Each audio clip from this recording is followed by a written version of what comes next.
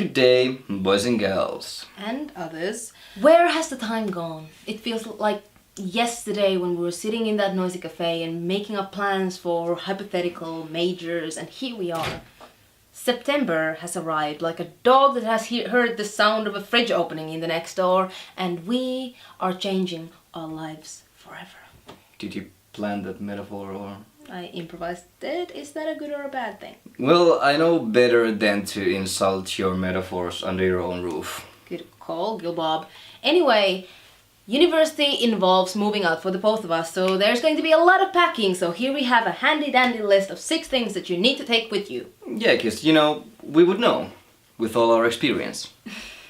If you have anything to add to our little list, put it down below. Or don't, and watch the chaos unfold.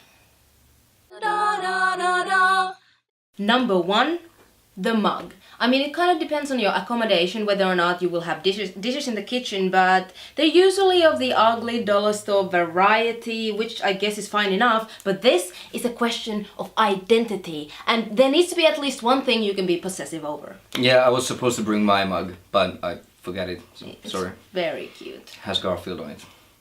Number 2, a doorstop. Or pretty much any properly shaped object that you can jam in between the door of your room and the floor. Why? Well, according to my sister, in every student accommodation there's always this one person that everyone thinks has gone missing, but actually they just haven't left their room, aside for maybe like a few midnight snack runs here and there. So I, for one, refuse to be one of those lonely hermits that recycle their own oxygen 100 times and live off ramen noodles. My door will stay open, and it will be encouraging to socializing. Okay, sweetheart, I don't think there's any danger of you becoming a hermit. Popularity is pretty much written into your DNA. All the rest of us can hope is that you won't forget about us Avonlea scrubs when you have your amazing new pre-med friends. You attract people wherever you go. She just called me attractive. Never mind, I won't miss you one bit. Number 3, stuff to stick on your walls. It's not a fully claimed or decorated room until you do this. Anything pleasing to the eye really goes, art, postcards, Christmas lights, pictures of people you won't remember after a year. Jesus, Anne, that just sounds depressing. Jewelry, sky's the limit. Or you could just buy a mason jar, put the Christmas lights in the mason jar, and boom, you have a pretty cool lamp.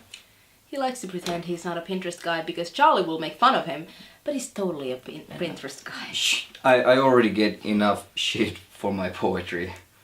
Embrace the Pinterest, Gilbert. Masculinity is a prison. And number 4, a mason jar for your masculinity. Take this seriously. Numero 5. Post-it notes. Aside from being a phenomenal study tool, I hear this is a really good way to have non-confrontational discussions with your roommates, like, leaving a little note that says, "You forgot to wash the dishes," or apologize for drinking all of their milk and stuff like that. That just sounds passive, aggressive, annoying. You're gonna be known as the post-it girl that no one likes. Don't undermine my authority. I'm pretty sure it's completely possible to use this way of communication without sounding condescending. Just take this advice at your own risk. And number 6, painkillers. Always have them on you, and not just for yourself, but for other people as well. There's always someone that needs aspirin. Aren't you the altruist? Well, yeah, but people say that carrying a lighter is the ultimate way for chatting up strangers, but actually aspirin is where it's at. Oh, so this was about chatting up girls with cramps all along now, was it? Come on, can't I just help fellow human beings in anguish? You wound me. Well, it's a good thing you have all that aspirin to heal your man pain. And there you have it! I just now realized that none of these things have anything to do with studying. Well, yeah, but it's not like you need fancy binders or highlighters or pens to be a good student. By all means, have those things if you have the resources and you want to, but I would say you don't need things to be a good student. Yeah, absolutely. Take it from the top 2 students in our class.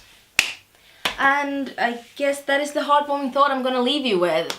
Usually this is the part where I give you a little hint about next week's video, but life is chaotic, so just bye. Goodbye.